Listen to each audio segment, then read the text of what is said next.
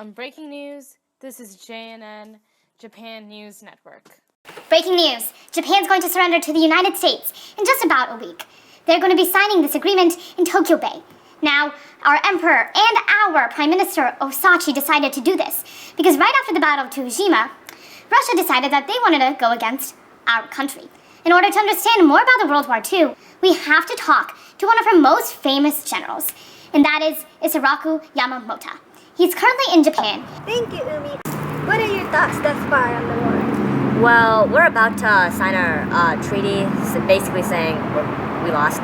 It was all going well in the beginning. For example, we bombed Pearl Harbor, we were taking control of many small islands, but after we lost our battle in the United States, everything started going downhill from there.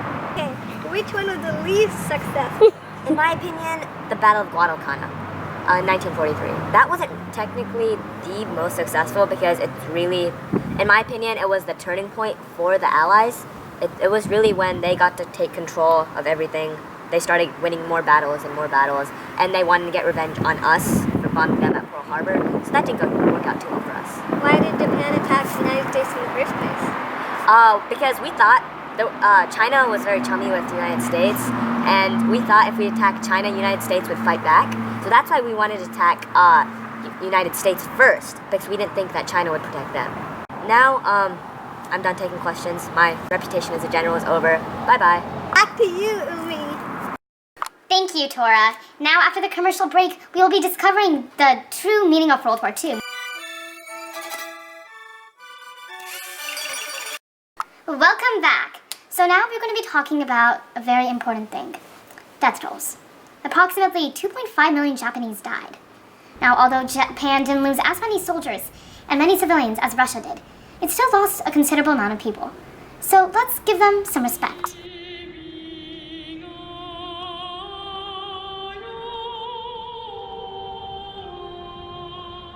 In order to analyze more of the economic problems, we have to bring in Yoshima. For having me. It's an honor to be here. The lights, the camera, my outfit. So my first question is, how did the death tolls affect the economy within Japan? Well, so the Japanese didn't have enough oil and rubber, so they decided to attack the United States. And so the United States wasn't very happy with What did China do specifically that made you think that we should have gone to war?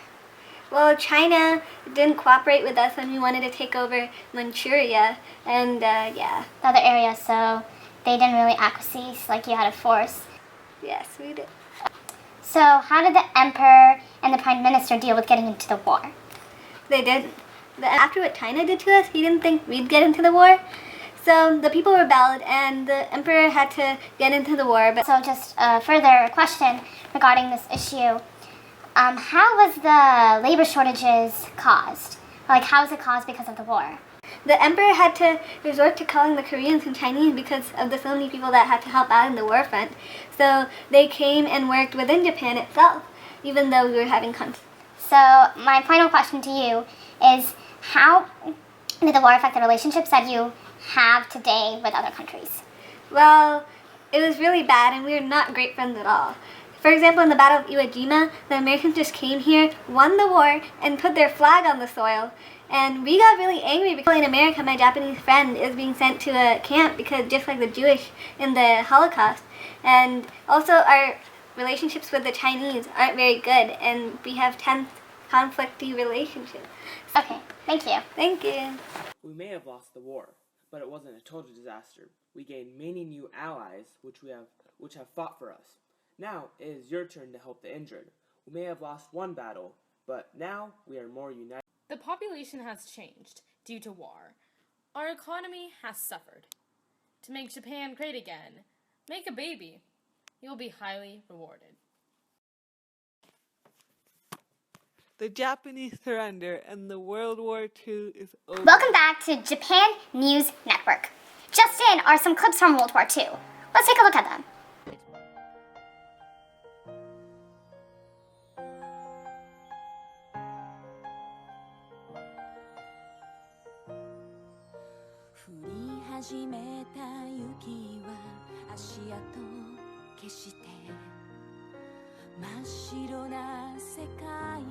And now for our question of the day.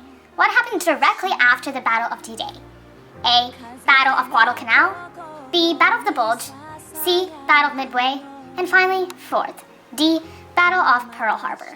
Stay tuned to find out the correct answer. And now we are going to be allowing our Prime Minister, Mr. Osachi, to come in. Prime Minister Osachi.